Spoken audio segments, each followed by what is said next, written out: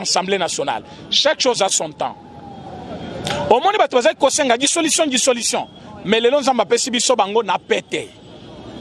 Bureau et assemblée. Dont Madame Mabunde, Nabatunaye.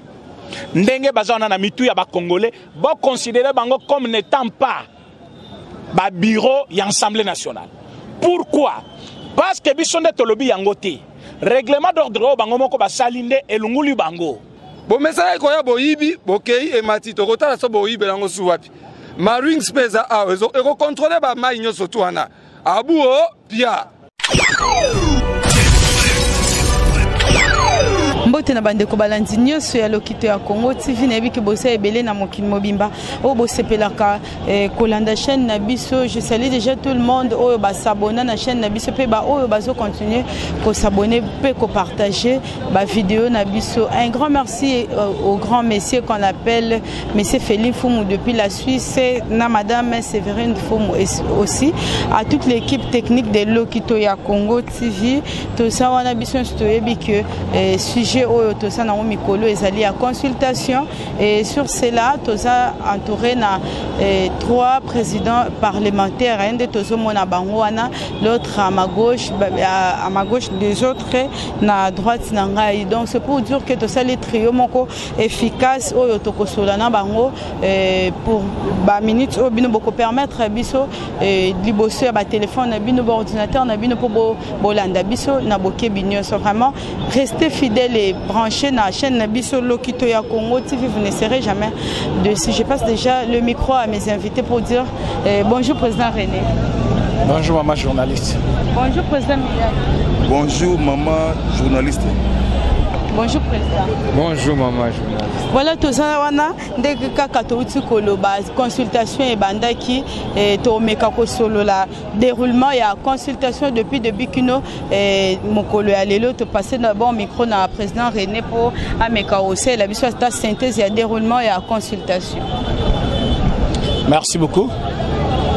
Comme je l'avais dit, j'étais un peu absent de la scène politique plus d'une semaine, cloué par la maladie. Maladie provoquée par ces gens de FCC qui ne veulent pas nous voir debout. Mais maintenant, je vais vous dire que vous avez tapé un épée dans l'eau, comme vous avez essayé de le faire avec un déco sans rival. Poison Nabino est salé de l'autre côté. Au moment où je vous parle, elle a prise en charge par l'État et par le parti. Azali respirait par oxygène, mais Azali vivant. Contrairement à Batoubaye Bissibino que non. Sans rival à Koufi, sans rival à Zavivant, et puis parti qui était Tozali Kozoye en charge. Synthèse, comme demande notre journaliste, Nakoloba synthèse, c'était parce que rapport final est Kozala Namaboko, chef de l'État Moko. Et je pense que c'est pour quelques jours. Le lot Tozali mardi, dans des jours, chef de l'État a clôturé consultation. Après consultation, le mot d'ordre revient au chef de l'État. Mais je vais vous dire que Makambo est commis sérieux. Atozolo Banabino, 2 ministres FCC. Balinga qui va défier l'autorité de l'État. Boke Nekotanga, article 34, pour voir comment fonctionne le gouvernement. Parce que Batubele Namituna Bango, Bakansakaka, on dit Premier ministre, chef du gouvernement, ce qui veut dire, le ministre, il ne faut pas dépendre pas naïe, il faut dépendre d'un chef de l'État. Faux et archi faux. Ordre de mission, mission de service, nous sommes membres du gouvernement, il faut. Dernière phrase et article. Balobi, le chef de l'État doit être informé. Nenen Kouloua Lamouki, Amonimbo Kalokola Mbetunaye, ou à Kotanda Eralingi, à Lungulu Pedra Eralingi, on a qu'un aéroport, n'a que vol. La haute hiérarchie de la République, c'est la présidence de la République. Personne n'a été informé. Nawili Kitobo, 2 ministres FCC, donc pour la Bango, Congo Zabango, comme un aéroport, un coup de chapeau dans le service de DGM, un coup de chapeau dans le service de sécurité et en heure, Baebisi Bango, Tozana autorisation na binote ya Kobimamboka. Tozana autorisation na binote ya ko voyager même à l'intérieur. Ote tozo bimamboka te to ke Kalemi, bozo ke ko sala nini na Kalemi. Chef de l'État a fait ordre. Mais le service à chef de l'État, il y a déjà qui c'est le Mebanda. Awa tozolo banayo, bakitisi ba deux ministres wana nenen cool soni na yo. Quand même, aux ministres moko ya soni, zongaf de se abati. Bakitisi passeport na habité so ba botoli na habité. Je vais m'informer. Confisqué. Mais c'est déjà pas confisqué passeport. Ah, Fati. État de droit et ju maintenant élan. Tobandi kofan ça c'est qu'on appelle autorité de l'État. Mutuna muti foye ba poste naye, il faut y ba rôle naye, il faut y ba co-respecter. C'est pour votre information que je l'ai dit, Ilunga n'a plus de signature. Ce qui Ilunga zaki na signature, à ça signature pour battre na babima. Mais babimité. Parce que l'article 34 est kokulwe bango, il faut chef de l'État à informer. Pour la délinquance na bango, babo même qu'on signaler chef de l'État. Donc, ba ministre balamoki, ba lebi tozo voyager, ba signaler chef de l'État te, ba ke pour vol na bango ba kende, ba empêcher bango na aéroport pour ba zonga na ndako. D'abord honte pour na bango moko et puis pour na parti politique na bango. Mais comme petite synthèse comme au Senga Kiango, na koloba consultation l'équipe bien. Pourquoi consultation l'équipe bien? Nous avons vu toutes les couches de la République être représentées. Donc Kobanda ministre, Kobanda sénateur, Kobanda député, nani musicien, Congolais libre, politicien engagé, tout le monde a été consulté par le chef de l'État. Non, pourquoi Yambina ba say. Moi j'ai dit, dans ces pays, nous avons connu le gouvernement, il y a des éminents professeurs. Bah conseil sur Kabila, les éminents professeurs. Mais à la fin, à lobby, je n'ai pas eu 15 bonnes personnes autour de moi. Mais bah éminents professeurs, on a. République, il y a des éminents professeurs. Après 21 ans, Kobanda fidèle Tilelo et Pessibiso Nini. Et là, comme côté. Maintenant, nous voulons une république où les musiciens ont porté Pierre Naye. Chayer a porté Pierre Naye. Yo politicien a porté Pierre Nayo. Yangwa Bengaki Batunyos. Pourquoi Vamba nommer Moutou ministre Batunaka domaine de Naye? Namonaki, pour nommer ministre de la Santé, il faut bailler à Sala, domaine médical ou pas. Ce qui va l'imbacha Moutou, na ministre de la Culture, il faut batuna à Sala, hein, ba Kouria art ou pas. Mais Lélo, ce qui va bengi, musicien. C'est parce qu'il est un homme culturel aussi. À quoi porter mon soutien naïe, na niveau ya culture. Sombo kamakambo etambolité. Na niveau ya culture, qu'est-ce que vous avez vu du mal? Ba PCD. Ba bengi pe ba médecin. Côté nabino babundinde nini. Ba bengi ba avocat, tous les domaines. Or, chef de l'État Fati avait consulté tout le monde. Tellement il a consulté tout le monde, Aza déjà mieux informé sur la situation du pays, il va donner une vraie décision. Oh, ce soit aussi c'est le Congo qui est sauvé. Voilà, moi je vous donne rendez-vous dans 2 jours. Donc, demain, après-demain, Azo si ça déjà, consultation naïe, Mikolo et Tikali et Kozala Mikolo, il y a une décision pour lancer Yango. Le reste, j'attendrai votre question.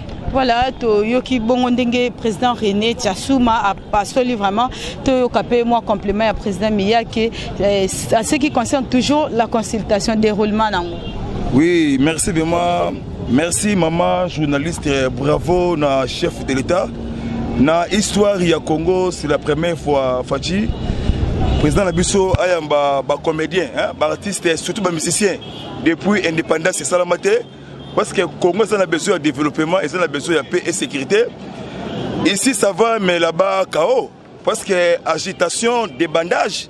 Parce que pour votre information, mais c'est appelé Kanambe Kazemberembe Hippolyte a beaucoup de problèmes avec les Américains et tous les pays d'Europe. Parce que son excellence, Fati Beto, la lumière historique, a vu déjà tout dans Maboko. Donc, des Bazawana, Bazon Lukamoye va créer dialogue exalté. Pas de négociations et pas de dialogue. Parce que Kabila Sali va bêtise dans Katia, Yamboka. Mon candidat Yamboka sera silis dans 2 jours. Le président René Alobi, président a codé ce message. A fait ça compte rendu la population congolaise. Et quand tombé les 20, na 20 heures. Parce que dans 2018 élection, à la numéro 20, 20. Vous allez année d'action, année 2020, 20. Pour votre information, Mamba Jean-Jacques, au MLC, a joué invitation pour l'accusation de Akabundi Jamar. Parce que la tempête arrive. Donc, des bazawana, place au Kende. Et ça va monter. parce que le président Félix a joué Kabila sagesse moko salamate banda monde oyo et banda nangambu ya Kabila ba utiliser des ministres Nene Koulou et Willy Kitobo ministre ya travail bakende na Tanganyika Kalemi bazo linga ba créer Jemoko wana na sengi na peuple congolais 4 districts a on a Kinshasa le Konga Mwamba Funa na Tchangu Bomoko union fait la force to sauver pays des non ancêtres parce que facile le fait wana on a biso boy et cause la discours quoi ngate et cause la discours il y a esprit tisekediste combattant pour qu'on sauver encore pays des nos ancêtres parce que Kabila a compris Kabila sali des jours c'est Sassou Nguesso na oyo a voyagé par hélicoptère a sali des jours jeudi vendredi Kanambe a un hélicoptère qui tient à Safari Beach et ça lit fiasco parce que Kabila a mandaté Bin Karoubi chez président ya Namibie hein, président ya Namibie na comme ya Age Gengob après signé lettre c'est soi-disant encore ya Fatina Kabila bakei et pas ya Guterres na ONU mais Guterres a zongi si Kabila à la violation il y a la résolution 2211 oya ONU bandeko bayebi yango à la violation il y a résolution 2098 président Age Gengob ayebisi Kabila boy en 2018 ozalaka na Namibie na Windhoek to solo na kati ya salon biso tondimi mais okomi na kati ya plénière olobi ke adia été mais à bientôt ce que zela omona à bientôt pour votre information état général état major général elonga na Mongalema ezongi na kanko kokolo elobi nini la tempête arrive tala Kabila elobata bakaseyen Kabila mutumula la mutululu parce que via Kabila Abouo Pia Fati espoir ya Congo espoir ya Afrique parce que Johnny Biden a bombi yangote a resolo na ba démocrate pour avancer état congolais Congo ils ont changé ce bonga ba ministre FCC lelo tout la musi ya zaza na tiré matoi na mwana mwasi Kalaba la sorcière na comme ya Mabunda Janine azali impoli contre le chef de l'état parce qu'il a parlé bêtises. Biso tosa la tête débauchage. Nous devons récupérer les Congolais. Oh, parce que il y a Satana. Parce qu'on n'a pas il y a mon Nzambe. Parce que bango ba mesana na ko sala ba débauchage. On a biso ben de journalistes. Les ali matine awa. Kabu ya CG a relancé message, mais ngambu ya Kabila a un problème sérieux. Parce que Kabila a beaucoup de problèmes sérieux. Makambetali, crime de guerre, crime contre l'humanité, génocide. Docteur Mukwege, il y a docteur Mukwege. Azala ki lobina mukonzi amboka. Parce que comme on a Mukwege, comme on a fredolé en bongo besungu. Hein? Et le bébé l'esprit politique. Comme on a Katumbi Moïse, comme on a Bemba Gombo, comme on a Wandondo Kengo. Pour votre information, Jeannette Anna Katupora Anne, Lelo Awa, a na palais des nations. Dans mon compte amboka Silisi, Papa Noé a Kanga Porti. Dans mon Kanga Porti, Mboule Beta Makas. Donc, au secours, Ezate. Bravo, notre chef de l'État, toi, Simalayo, Toroti Kayote. La tempête arrive bientôt. Voilà, tu passes sur ce micro-pan de Konabiso. Le président a complété parce que les gens ont souhaité que la consultation ici mette au moni déroulement dans le monde et ça l'a mis vraiment dans l'impact. Et puis tout le monde a se présenté où il y a une invitation. Oui, le président a eu deux PES na Cameroun, Afrique centrale, Afrique de l'Ouest. Toujours dans le cadre de combat, les autres na pouvoir, comme on a Paul Chitea. Alors, si Koyo, Tozolo Baboué. Makamwetali consultation. Consultation c'est comme une souka. Mais Tozo épinglé un point très important. N'est-ce pas? Un point Nezanini. Déjà un. Cardinal Ambongo Alobi Lokomoko, peut-être tu vas comprendre. Alobi, cette fois-ci, Ezaya Souka. Consultation, il y a Souka, Pombo Kesanini et décollé. Sur le plan politique, il y a Marambouébélé. C'est-à-dire, après consultation, il y a décollage, il y a décollé dans la dimension. Vous comprenez? Les ennemis à Congo d'hier, otomonaki tokomona bango lisusu te. Nalingi na tirer matoi na mwana mwasi oyo babengi soki Francine Muyumbo soki nani. Azoloba ke non pour nous batu popo na biso to mesanaka na guerre, toyebi valeur ya paix. Na Congo to mesana na guerre te. Na Rwanda nde ba mesana na guerre. Alobi on a cadre parce que ya bayebi génocide esalamaka na Rwanda. Biso bango nde ba agresser biso. D'abord pour son information, il y a eu sommet Salamaki à jeunesse rwandaise, Azalaki représentante à Rwanda. Mais par quel miracle est-ce comme sénatrice en Congo tu as habité? Roubaix repère qui étudiant dans Lubumbashi. Le loi comme ministre tu as habité. Cop na bango à Kokata Congo et Betty Poto. Consultation avant chef de sa consultation le baki clair. Abi a concédé portion mon côté à étendue nationale. C'est-à-dire, Aza informé dans ma camion sauteuse Salamana Est. Coup de chapeau, n'a rappel, il y a docteur Mukwege. Toujours dans le cadre de consultation. A rappelé tribunal. Azoé bisa opinion congolaise. Bande Konanga. Bateau nyon surtout. Baza concerné. Na guerre na Est. Bako samba na Congo. Lokola bango ba rwandais babi ke baza ba congolais problème ezate. Tant boko samba. Kagame bako zanga moya ko zwabino azongi sabino na Rwanda. Botu na ndeko na bino obino moko bebi kombo place azali. Donc boyeba déjà que la tempête arrive. Consultation zo salema mutu toza. D'ailleurs, coalition et lobby Mukwege ezalaki lokola refuge pe cachette ya bato ebele basali ba crime na Congo. Tant wana ya ba intouchable et Cécilie. Bato nyonso tout bakotanga na ba crime. Ezala crime financier, ezala crime génocide, massacre na Est, bako samba pe bako kangama. Immunité mon côté ko couvrir bino. Bokanisa ki bozo manipuler Fati. Bolobite ako umelate, toko bomae, bomeki ba poison et simbité. Bomeki attentat et simbité. C'est lui qui vient de Dieu, on ne peut pas la battre n'importe comment. Consultation oyo et soukisi mayele na bino. Onga docteur nani, onga professeur nani, yo professeur lokola yo. Bino boyok saka campus Sonia, n'habite so bino na campus on va vraiment ba professeur. Parce que nazo baté so bino bato ba bengno ba professeur. Bokende na retraite wana. Na habité bande ko boli misangai. Na habité à l'époque tant biso toke na campus, tozo ba ke mutso ke camp tant ozo bimazo bima na mayele mususu. Moi bino campus bokei bolole moko zata na niveau te. Abalol bino na potopoto. Bokomi contre Congo, bokamati ba institution, douane, impôt, ba autorité tout bo pesi batu, bato bazanga eskombo, bazanga batata, ale bozo betela pe bango maboko.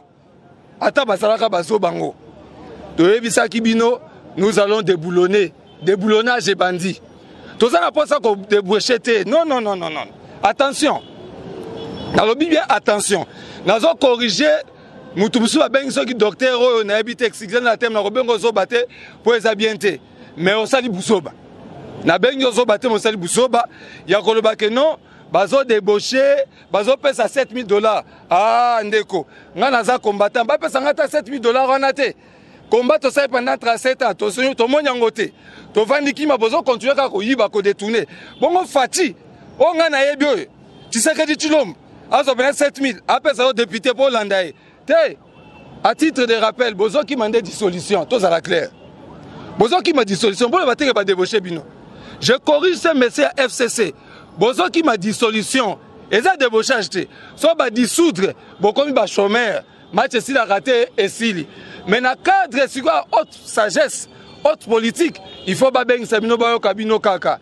Mais dernier coup de fil, les dernières décisions, Tokoyo Kango le 20, soit qu'on quantité au commis chômeur. Au boy est alio.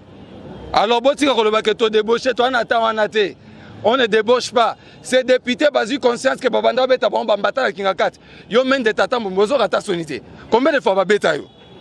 Combien de fois va bêta yo? Mozo continue à kokende. Na yo petit bala, nazo e baté ceux qui me lisent nini.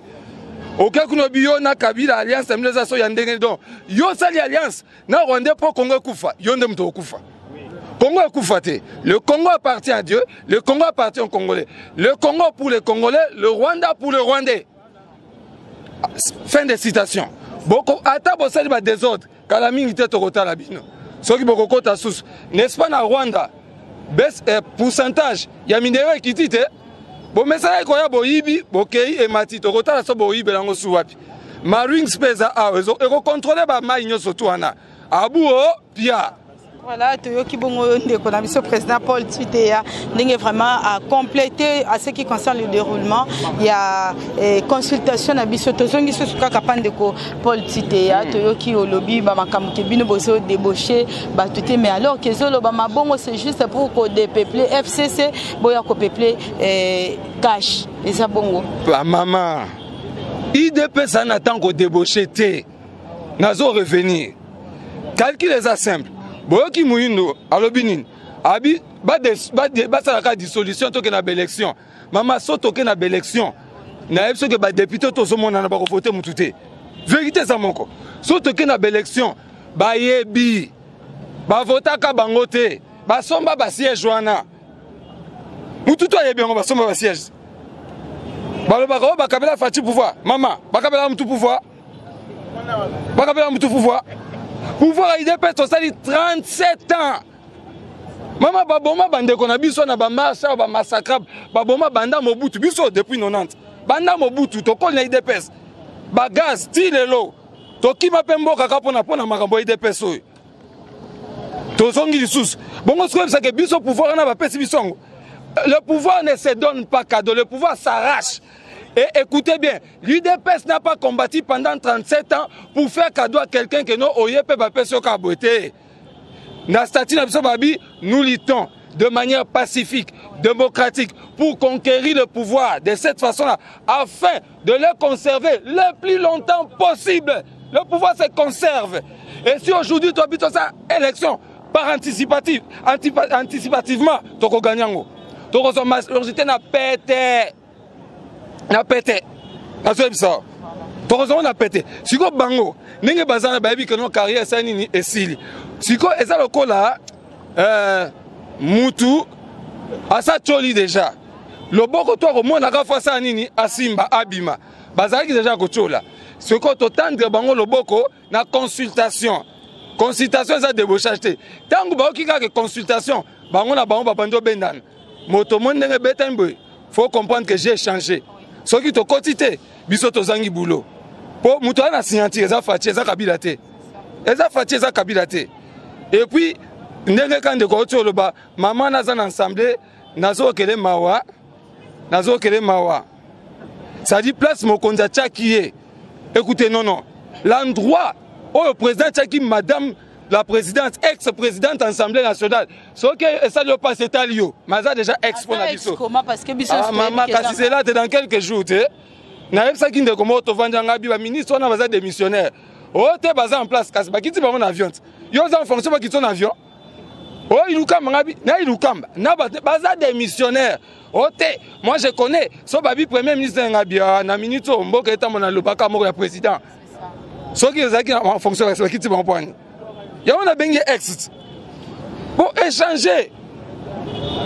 Bango ba déjà ba comme ko se regrouper ba bino biso to soutenir chef d'état. Pour nani? Pour la constitution nouvelle majorité. Et yebani nango. Mais to zela ka maka mukonza oloba. Mais to débaucher raté. Bazune au sebaye au secours to débaucher té. Bakimi dissolution. C'est ça. Ndeko Paul alobi ba débauché te tozongeli président René Tchasouma to maintenant lisolo ba lobi UDPS ekei ki kwiti o ezamboka fayulu et ba lobi ba propos ya bande comme ça ezali même si UDPS ekiti ki kwiti c'est pas dit que eke koboto la place ya fayulu descente o esa na ki kwiti wana UDPS ça délégation na délégation ça pourquoi? Merci beaucoup. Quand vous nous posez des questions, essayez d'être un peu congolaise. Aux Anakati Moussala Nayo, mais aux Ali quand même congolaise. Il faut être congolaise, je ne vous l'oblige pas. Mais dire que Mboka Fayoulou, ça sonne très mal. Fayoulou n'est pas congolais. Fayoulou, c'est un Sénégalais. Fayoulou n'a pas de terre au Congo, il n'a pas de frère au Congo, il n'a pas un père au Congo, il n'a pas une mère au Congo. Depuis longtemps, je suis en train de chercher Baye Bisangaï Ndakoyo. Fayoulou Akola, Tilelo Nakishasa, Ezate. Côté Yamboka, Kinkemulumba Trifon a dit village Oyo Fayoulou Alobeza village Naye, nde village natal ou Yabotama. akitati kuna atuna na bakoko ya kala balobi d'ailleurs kombo wana na mboka na biso izalaka te na tribu na biso so kombo Fayulu eza na Congo mais na mboka oyo alobaki kaza mutu akuna ezalaka te.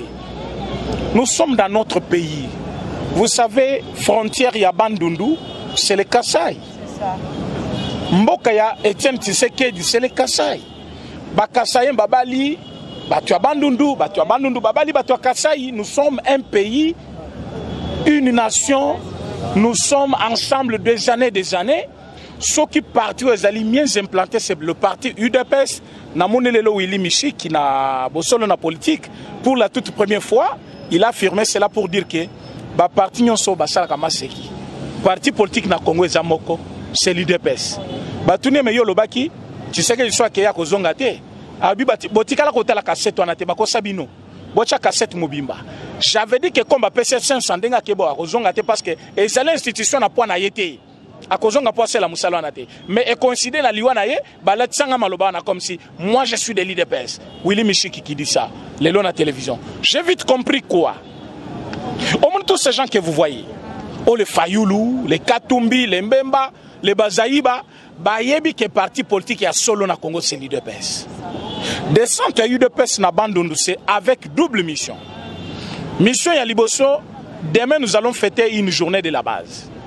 Le 12 novembre 2019. Le 12 novembre 2018, le 12 novembre 2020 aujourd'hui. Ça fait au moins 3 ans que cette date revient. En 2018, le 12 novembre, base à UDPS Baboyaka, signature ya Félix Tshisekedi comme candidat de l'UDPS, mais qui a déposé signature na Mukanda ya ba mafia, Mukanda ya ba miyibi, ya ba jaloux, ba aîné, lokola ba Katumbi, Bambemba et les autres na Genève, na complot ya Fayulu. Quand la base a refusé à l'ongoli signature, journée wana et pesa les lots pouvoir na Congo, où il y a un nationaliste au Batutu Bandimi, voilà pourquoi Félix Tshisekedi est président. Pour nous les combattants, c'est une journée qu'on ne peut jamais oublier. Voilà pourquoi Tozo fêté journée wana. Mais comme président, il y a parti. Président Jean-Marc Kaboun, je ne dis pas président Aïe, parce qu'on n'a pas un président titulaire pour le moment. Le président est empêché. C'est lui qui est le président du parti, c'est le président Jean-Marc Kaboun. Il va partir na niveau ya Bandundu pour la campagne na Kikwit. Campagne on est installation ya parti. Pas qu'on installe parti comme c'est à la KT, mais redynamisation na Yango et puis mobiliser les gens sur ce qui est les engins de l'heure. Comme il faut à descendre kuna, ba base ba kitaki déjà ba équipe d'avance Cholaza kuna. D'ailleurs, on a fait mes condoléances à Koufeli Mama. Na batebele bande komso ba kenda ki ba président de ville. Ba président nani Obama, batu baza kuna déjà ebele, ba JC Mwamba, hein? Alors biso totikali ba gardien du temple tozana terrain parce que toko kende biso nyonso te. Lobi biso toko zalawa, lelo d'ailleurs, si mananga zo mona ke podium ezana kati ya parti déjà. CG azoloba déjà dans quelques minutes. Azobanda déjà matinée comme pour dire que UDPS a quitté kuna pona ko place à Fayulu te parce que Fayulu n'a pas une place au Congo. Et quand nous parlons des choses sérieuses du pays, éviter biso kombo wana surtout et matcha biso kanda c'est pas bien. Tolo bela makambo ezo talamboka. Jeanne Mabund qu'on vient de citer par les amis parce que je ne vais pas parler d'elle. Elle doit démissionner. Article 139. Il y a règlement d'ordre intérieur na bango. Ouais salaka que Jean-Marc Kabound abwa kamalibanda lokola nyoka. Et ba dépenser pour na kolongula ma Jean-Marc Kabound 14 millions de dollars. Lelo même mbeli ozobo manango moninga ke ba sozongisa ngo mabe e kokipe ko chubayo. Abimisi mbeli ezana na makila nano apamusi makila te amichubi lisusu. Confusion et côté lié. Même règlement d'ordre est kangié. Article 139 et l'obinin. Après exercice au babengaka session budgétaire, dans les 30 jours qui suivent, les bureaux de l'Assemblée nationale doivent présenter le rapport financier. Et l'Assemblée nationale. Qu'est-ce qu'on a remarqué? Nasuka article balobi, au cas contraire, le bureau est réputé démissionnaire. Mais si Koyo, après session budgétaire, bureau ya mabunde na batunaye, ba pesi rapport wanate, rapport financier. Donc, ezali demande, il y a député, Fabrice Puela te, ezali demande à président Félix te, ezali demande à règlement d'ordre intérieur. Ne lobby soki après 30 jours, ou ezolanda exercice budgétaire. Soki bo présenter rapport financier te bolungwe. Règlement d'ordre. Mais règlement bango moko basalaki ba présenter rapport financier te ba violer disposition il y a règlement na bango moko ba yebisi ke balung. Alors dans ce cas-là, on trouve que Mabund refuse de démissionner. Monsieur Puela Fabrice, honorable député, a déposé problème dans la cour, dans le Conseil d'État. Alors le Conseil d'État a pris acte parce que le règlement d'ordre intérieur n'est allé qu'à l'Assemblée nationale. Comme Bango, Baboy a démissionné, donc il faut pas obliger Bango par l'État à démissionner. Donc Mabund n'a pas à dire que Tozali Kofuta Batumbongo po ba ngamu na biso tozo futa batumbongo po balungula ye bango ba futa batumbongo po balungula Jean-Marc Kabonde mais lelo bazolo ba biso to futa mbongo $7,000 pourtant ba soda ba futa mité ba militaire ba banane. Moi je dis ceci madame, vous pensez que passe à ba militaire passe à ba policier ba to FCC ba yango ka lelo bazaki ko souffrir bandakala, mais par contre chef de l'État à remettre bango lelo na œuvre sociale na ye pour que ba retrouver dignité na bango kala soki soda ba leo mwana, c'est-à-dire mwana ki ko fanda place ya malonga po azaki ko futama bazaki ko pesa biloko chaque fin du mois, mais lelo kota na bakan au mona façon ba soda bazali ko souffrir. Mais chef de l'État comprendre souci wana alobi bimisa mbongo babanda ofuta bato na ndenge ya malonga, mais bango bazo bloquer na ministre na bango ya finance bazo bloqué na ministre na bango. Alors nous avons compris que il faut gouvernement ekende. Mais pour que le gouvernement ekende, on va commencer par l'Assemblée nationale. Chaque chose a son temps. Au moins bato bazaki kosenga dissolution, mais les longs zamba pesi biso bango na pété. Bureau ya assemblée dont madame Mabund na batunaye ndenge bazana na mitu ya ba congolais bo considérer bango comme n'étant pas ba bureau ya assemblée nationale.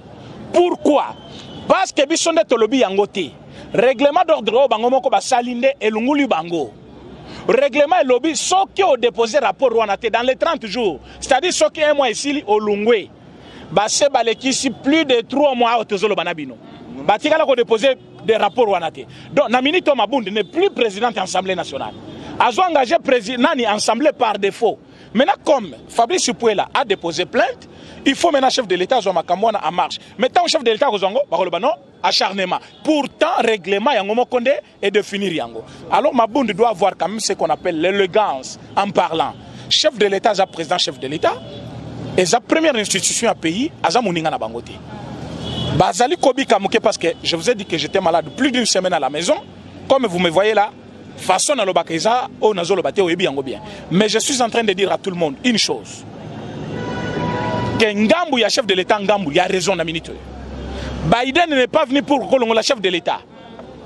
J'informe à tout le monde que le chef de l'État a déjà signé partenariat privilégié avec les États-Unis d'Amérique. Pas avec Trump, mais avec les États-Unis d'Amérique. Tant que chef de l'État qui est dans les États-Unis d'Amérique, bakutana Trump te. Bon, c'est kakabiso pona yango, bon mona kango net faiblesse. Pourtant, aux États-Unis, le chef de l'État ne fait que signer des documents. Il prend des grandes décisions. Mais dis-moi, l'administration, c'est le secrétariat d'État. Oh, yo kaka babengaka, oh yo aza secrétaire d'État chargé des affaires africaines. Oh secrétaire d'État chargé boy. Batouana ne basaka musala. Le chef de l'État rencontrait tout le monde. Et raconte en Atlanta, Mutombodi Kemba appelait tous les hommes d'affaires. Parmi tant d'autres, Biden, président actuel des États-Unis. Azalaki na kati ya salle. Comme individu afandi, bakutani na chef de l'État, basololi, makambo chef de l'État zo sala, Biden a yebi yango. Et le chef de l'État, quand il a dit félicitations à Biden, à l'obis d'abord c'est bien d'être comme président pour que tu continues partenariat privilégié Nabiso, ou déjà tu sais tout signé. Donc Trump n'est pas parti avec le partenariat, mais partenariat Nabiso aux États-Unis d'Amérique est éthical. Ce qui veut dire, Kabila Nabatunaye, Baluka déjà placé à Kokima. Mais au Kokima côté Nin, parce que côté aéroport déjà, on m'a dit qu'il y a un avion. Olingo qui me ote nazo ke na kalemi peme ya te toyebi mais zonga nan. Maintenant comme tozo zongi sabango sous ces années biso moko to juger bango pembeni awa ceux qui kosenga mande fois Kabila to longula na maboko to longula awa ceux kosenga ke to tinda en exil to tinda biso moko mais akokende exil te. Kabila doit être jugé ici. Il faut à kota wana prison chaque samedi tozo ke kota la ye to lambele biloko yanda kuteke opesa ye biloko ni naliaka to yeba pe biloko ni naliaka toza na besoin kotika libanda mboka te toza na mutu ami bale oyo babenge tambo mwamba il faut akangama pona nini tozo bokolele mwana omona re chaque jour abosani mwasi na mwana wa zemisa matiki mwasi awa il a injurié une dame devant tout le monde et cette dame bayamba qui est pas chef de l'état madame sénatrice Bizungoya lukumu pona yo parce qu'okenda ki consultation et bango bazo c'est l'invitation ekoyate basengi retraite na retraite je vous ai dit que sur 338 députés sur autant de sénateurs batubayaki 62 Tunda Kasenda a signé 2 fois na liste moko liste ya liboso a chekombo Tunda Kasenda baye na 5e liste a signé lisusu Tunda Kasenda pour ba ronfler pas ba gonfler liste wana mais quand nous avons calculé le tout fait 62 personnes.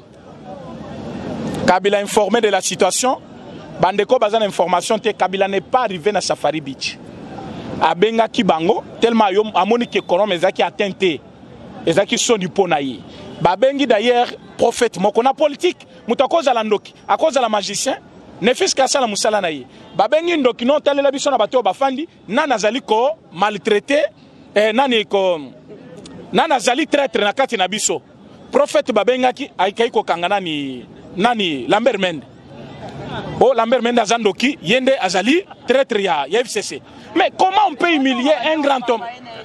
Non, madame, naibite soba tunyo soba za kurana makamnazolo boy. Makamnazolo ba eleki na Safari Beach. Babengi prophète na bango akangi nani Mende balobi yonde ndoki ozoluka ndani. Mais c'est une humiliation. Motuloko la il fallait porter plainte na Mouilanya na nani Shadari o basala ki kop na bangwana. Donc déjà base balobaki ke baza bakasayen du fait que baza bakasayen bangone bazali ba traître. Maintenant au lieu balobelango na ndengo officiel baké ko lukando kina bango ya prophète pour ba ko humilier tata mobimba ya batu pour na kolobaki azandoki. Est-ce que somme tazandoki ya ko sa politique? Donc na minute wana non c'est comme pour dire quoi? Batu bazala quitter tellement batu bazate ba député balembi, ba sénateur balembi. Mouké, toke kingakati. Le chef de l'État appelle consultation, bango ba keye retraite. Le chef de l'État appelle consultation, bango ba sali 6 réunions dans 6 jours. Donc chaque jour qui passe réunion, chaque jour qui passe réunion. Au moment où je vous parle, batangi rapport ya consultation na bango, ya retraite na bango. Nana tangi mukanda Mouilanya. Mouilanya walobaki, j'étais le seul témoin oculaire. Herba Signaki, accord. Shadar Abimi, j'étais le seul témoin oculaire. Herba Signaki, Korwana. Kabila ya contredire bango nyonso. Alobi non, ba témoin bazala ki présent ya Afrique du Sud, ya Égypte, na ya Kenya. Au lieu ba sengata pardon pour na lukuta na bango envers la population, bazo foncer lisus yokasko discours wana o basalina na Safari Beach. Bazali koloba non, toza prêt à discuter na chef de l'État na dialogue. Le chef de l'État n'a pas appelé le dialogue. C'est un professeur de l'université qui fait la confusion entre dialogue et consultation. Azali Kosala, confusion entre concertation et consultation. Na dialogue, c'est-à-dire chacun donne son idée. Vous finirez par vous entendre. Soit vous pouvez partir à quai de poisson. C'est ça dialogue. Na concertation, tout le monde donne idée naïe, mais vous finissez par un communiqué officiel commun. Mais la consultation, chacun donne son avis, mais il y a une seule personne qui va dégager une décision finale. Mais un professeur comme Mouilanya, ignorance des sursots, a yebi ko différencier makamwana te. Alors nous sommes prêts pour le dialogue. Le chef de l'État n'a pas appelé le dialogue. Na deuxième point à lobby, nous sommes prêts à faire les élections anticipées à tous les niveaux, y compris la présidence. Faux et archi faux. Wan faut que otuna mama na yebi sayo. On ne peut pas faire les élections anticipées à niveau de la présidence. Pour Nanine. Parce que le problème, c'est le président qui a constaté ça. Le président a constaté que le peuple souffre. Le peuple ne se retrouve pas. Banani Bazaba représente un peuple. Ce n'est pas le chef de l'État. C'est les élus du peuple autobengaka parlementaire. Bangone Bazali, une portion d'individus qui représentent la population.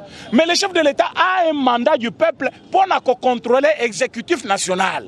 C'est-à-dire, si chef de l'État passe l'équipe, courant passe, maï passe, classe passe, chômage passe. Nous avons comme président et Simba, et Simba. Qu'est-ce qui ne va pas? C'est comme ça que le chef a dit, mais Moussala ni bazo salana na parlement. Moussala bango ko baka jamar kabunde libanda. Ba yebia loko mususu te, ba vota loi nini, ba se ba convoquer ministre nini pour baza ba ministre na bango. Est-ce que ba se ba interpeller premier ministre ti azo lemba lemba zo koye koye boy. Ba tika la benga ide. Alors na minute oyo, qu'est-ce qu'il faut faire? Le chef de l'État a dit coalition Izalaki espoir pour le peuple congolais PC le côté. Près de 2 ans. Voilà pourquoi je me tourne aujourd'hui vers les autres personnes. Tomeka Kozoïde Moussousou, où est commenée action gouvernementale. Donc, le chef de l'État, Banda Jouana Saboma, qui est déjà gouvernement. Maintenant, c'est l'Union sacrée qui va mener l'action gouvernementale. Maintenant, l'Union sacrée, Yakate Eye. Tout le monde a grande personnalité, le Kola Balola qui s'engage Balungwe. Bama Bimulumba, Bangwana Banome, Bangona Panel, il y a accompagné chef de l'État. Tout le monde a battu son abayé, même Bakengo Nondoana, Bamonsengo, cette fois-ci d'un commun d'accord Balobi, au Sali et le Kobabenga Kamayele, au Lingimboka, Bissopeto ko accompagner. Maintenant, Kabila va rester avec qui? Alors, qui va organiser les élections à tous les niveaux? C'est le chef de l'État qui va dire, comme le Parlement EPC le côté, to Panzayango, to Tuna sous peuple. Ceux qui sont élus du peuple, élus Wana, électeurs Nabinwana, voter Bino Lissous. Mais ceux qui sont banga, c'est-à-dire ils ne sont pas les élus du peuple.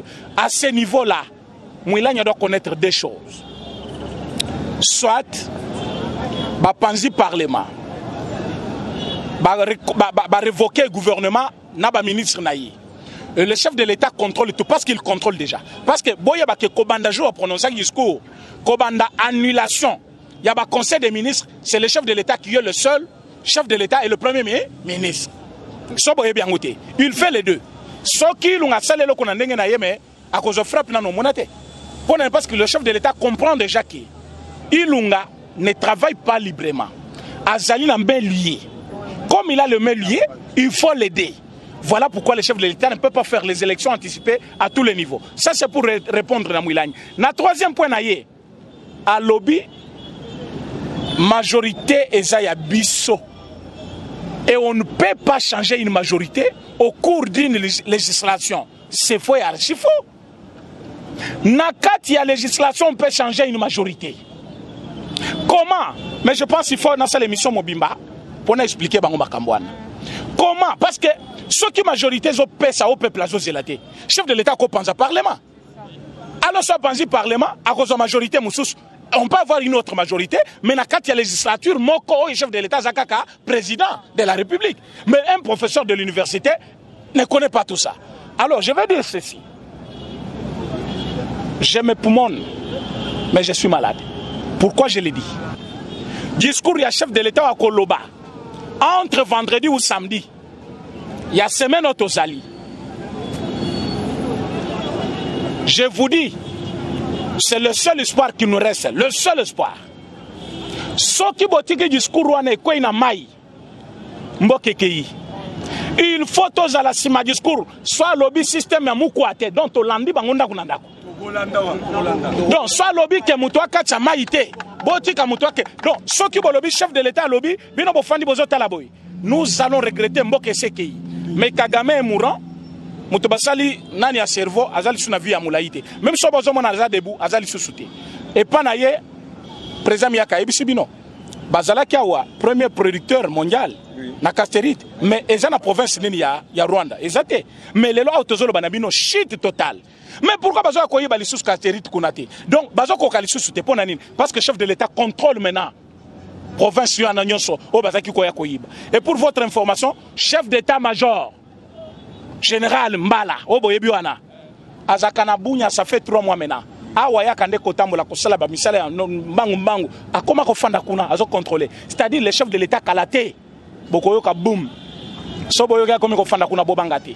Est de la République, et Kozala bien sécurisé, et minéré, Nabiso Nyonso, et Kozong et Labiso, je pense au Monaki na vidéo. Lobby déjà, Batomo kwa Mounene, et Lungwe déjà en Argentine. Et quoi na mai. ezokoma awa, je pense dans 3 mois. Des dragages, navires. Wana ezali navire moko ya dragage, bazo saka ba drag. Maman, ce qui boit on est combien wana Congo, passe à ba Congolais et s'il. Alors, FCC silence, les chefs de l'État travaillent. Je pense que consultation c'est dans 2 jours. Soboyebi que vous voulez faire des bruits, faites des bruits mais sort Nabino et Yebani déjà. Mabound, moi je te donne rendez-vous dans 3 jours. Dans 3 jours, le chef de l'État va se prononcer. Après, discours du chef de l'État, Neto Koyeba qui est qui. Merci beaucoup.